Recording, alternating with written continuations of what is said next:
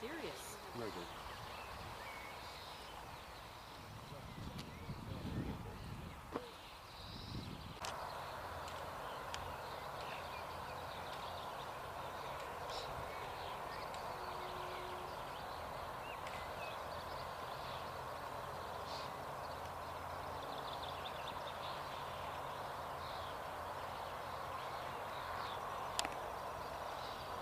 Over the bridge, well, his army picked them all off bit by bit.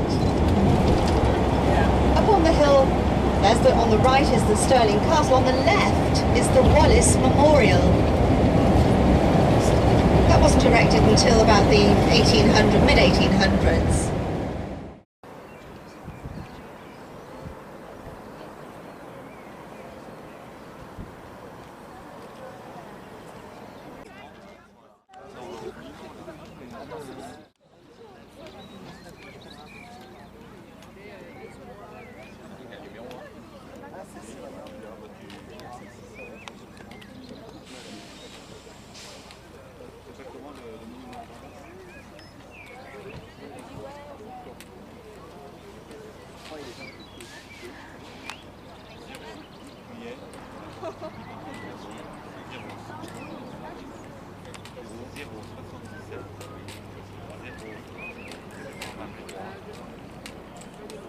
Buildings, and really that's what I'm here for you today. Tell you why it's here, who had it built, when it was built. Now if you do have any questions, please feel free to ask away any time. We're actually going to start our tour in reverse.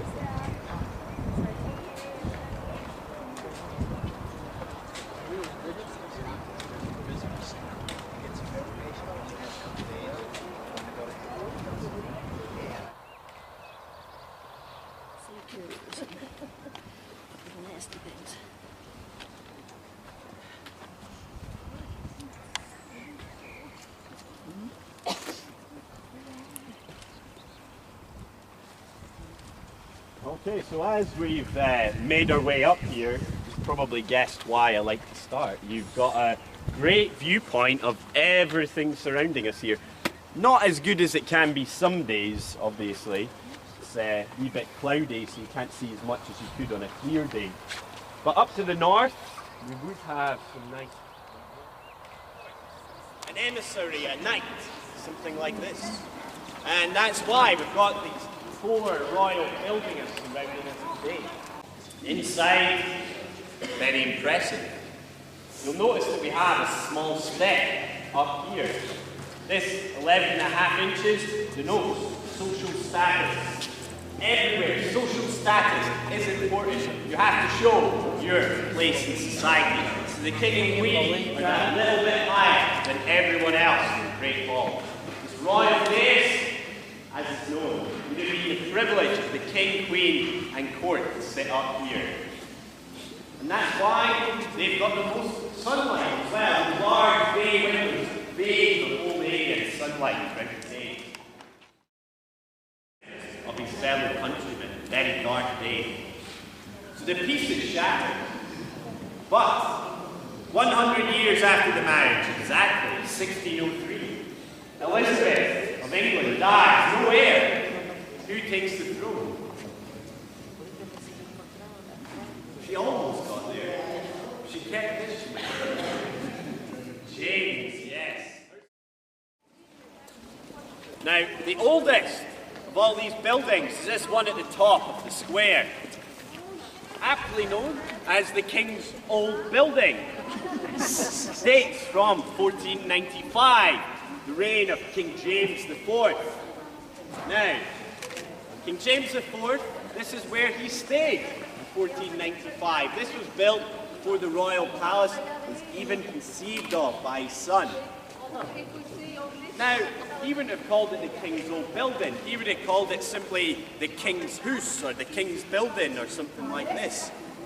And it was actually built on the site of earlier King's buildings as well. So he's basically added to what's already there.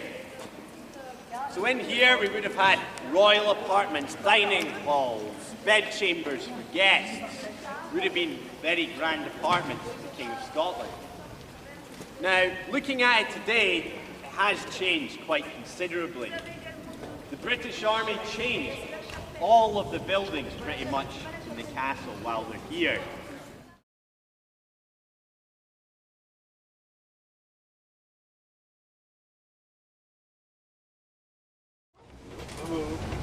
The biggest? How did he do it? Well, he made them play games, like tossing the caber.